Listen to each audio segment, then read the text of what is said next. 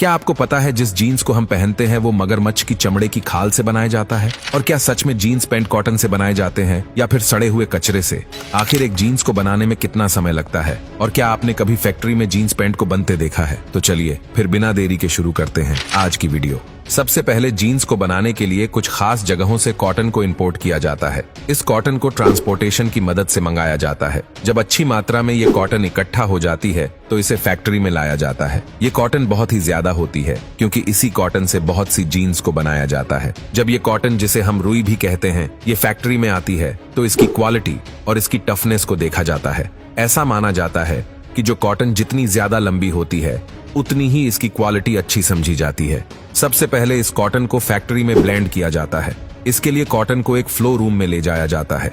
अब ये कॉटन का पूरा गुच्छा होता है जिसे एक मशीन ऊपर से उठा लेती है और फिर इन्हें दूसरी मशीन से गुजारा जाता है। इसके बाद इन कॉटन को एक खास मिक्सचर में डाला जाता है। लेकिन जब इस कॉटन को इस मशीन से गुजारा जाता है तो इसमें से जो बेजान और बेकार कॉटन होती है वो अलग हो जाती है और जो फ्रेश और अच्छी क्वालिटी की कॉटन होती है वो हमें मिल जाती है।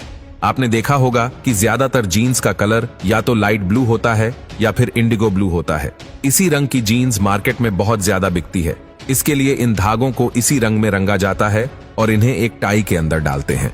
डेनिम के कलर के लिए इन कॉटन को इंडिगो ब्लू डाई में डाला जाता है जिससे इन कॉटन में अच्छे से कलर हो सके। लेकिन एक परेशानी ये भी होती है कि ये डाई पानी को अपने अंदर सोखने की कैपेसिटी नहीं रखती है, जिसका मतलब है कि ये डाई मजबूत और पक्की नहीं है। अगर इसे जीन्स के लिए इस्तेमाल किया जाए तो ये चीज से हट जाएगी और लंबे समय तक टिकेगी नहीं। इसलिए दोस्तों, इनको इस डाई के अंदर नहीं डालते हैं बल्कि इस डाई को सोडियम हाइड्रोसल्फाइड के साथ अच्छे से मिला लेते हैं। अब आप सोच रहे होंगे कि इस केमिकल को डाई के साथ शामिल क्यों किया जाता है, तो हम आपको बता दें, जब डाई को सोडियम हाइड्रोसल्फाइड के साथ मिलाया जाता है तो ये पानी को अपने अंदर सोखने की क्षमता रखता है जिससे ये जीन्स पर भी आसानी से चढ़ जाती है। जब ये प्रोसेस भी सक्सेसफुली हो जाता है तो इसके बाद कपड़े की क्वालिटी को जांचा जाता है। जांच के दौरान कपड़े पर जहां जहां भी खराबी होती है उस जगह पर निशान लगा दिया जाता है जिससे आगे उसे सही कर दिया जाए। अब ये कपड़ा पूरी तरह से तैयार है, इसलिए इस जीन्स के कपड़े का बंडल बना दिया जाता है और सिलाई के लिए आगे भेज दिया जाता है।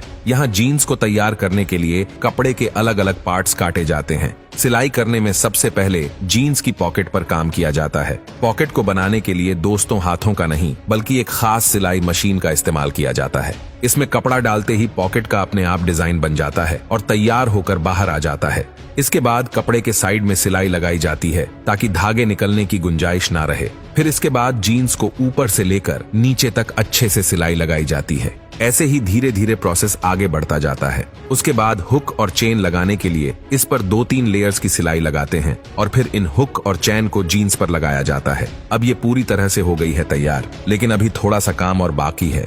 बेल्ट लगाने के लिए इसमें नाके बनाए जाते हैं और उस पर सिलाई की जाती है। जीन्स तैयार होने के बाद इन्हें वॉशिंग चैम्बर में भेजा जाता है जिससे यह अच्छी तरह से साफ हो जाए। इसके बाद फिनिशिंग की जाती है। इसके लिए एयर फ्रेशर सिस्टम की मदद ली जाती है जिससे अच्छे से इसकी सफाई हो जाए। इससे जीन्स एकदम टाइट हो जाती है और सही से इसे चेक किया जाता है।